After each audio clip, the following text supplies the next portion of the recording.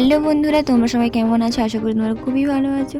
আমি সুপ্রিয়া তোমাদের কাছে একটা নতুন ব্লগ নিয়ে চলে এসেছি।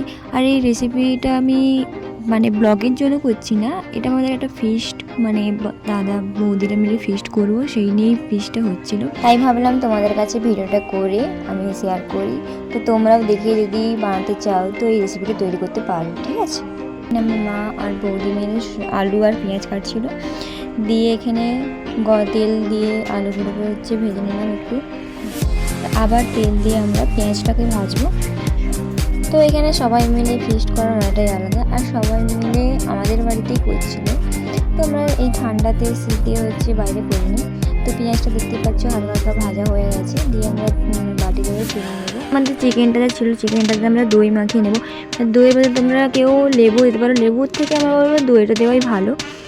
আর এখানে আমরা দইটা মাখিয়ে ম্যাগনেট করে রেখে দিলাম।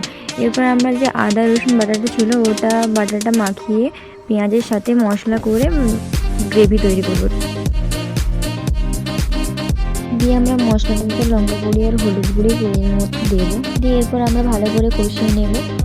এবার তোমরা তোমাদের পরিমাণ মতো লবণ দিতে পারো।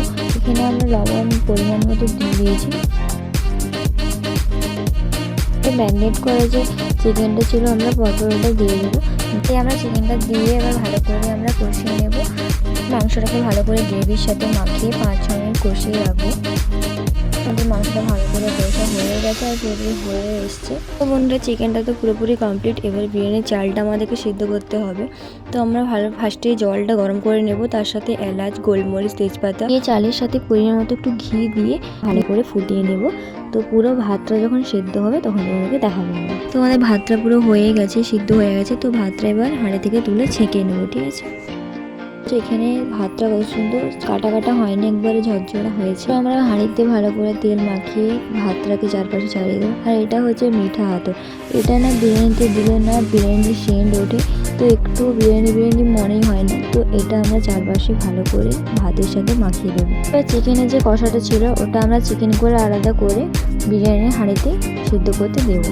তো গ্রেভিটাকে যেন একটু ভালো করে আলাদা করে মাখিয়ে দিতে হয়, তাতে একটু ভালো বিরিয়ানিটা লাল দেখাবে। তাই ভাতগুলো তো সাদা সাদা হয়ে যাবে না, ওই জন্য গ্রেভিটা ভালো করে বেশি করে দিও, তো তাতে বিরিয়ানিটা লাল লাল হবে। একটু বিরিয়ানির মশলা পাওয়া যায় দোকান থেকে, তোমরা বিরিয়ানির মশলা বলে তোমরা দিয়ে দেবে। ওর সাথে একটু বিরিয়ানির মশলা দেবে, পরিমাণ মতো তোমাদের স্বাদ মতো লবণ দেবে, আর একটু সাথে ঘিও ছড়িয়ে দেবে। এবার আমরা রায়তা তৈরি করবো। তো রায়তা তৈরি করতে তেমন কিছু লাগে না, খালি দই হলে হবে। দই পরিমাণের মতো দিয়ে পেঁয়াজ কুচি করে দিয়ে দিলাম। এরপর আমরা শসা কেটে স্যালাড তৈরি করবো। তো বন্ধুরা, আমাদের ফাইনালি বিরিয়ানি কমপ্লিট হয়ে গেছে। তোমরা দেখতে পাচ্ছ বিরিয়ানির সাথে আমার দাদা মিষ্টি এনেছিল। যদি রেসিপিটা ভালো লাগে থাকে তো কমেন্টে জানিও কেমন লেগেছে, আর লাস্টে একটু সাবস্ক্রাইব আর লাইক করে দাও। এখানে ফাইনালি ভিডিওটা স্টপ করছি। তো বাই বাই।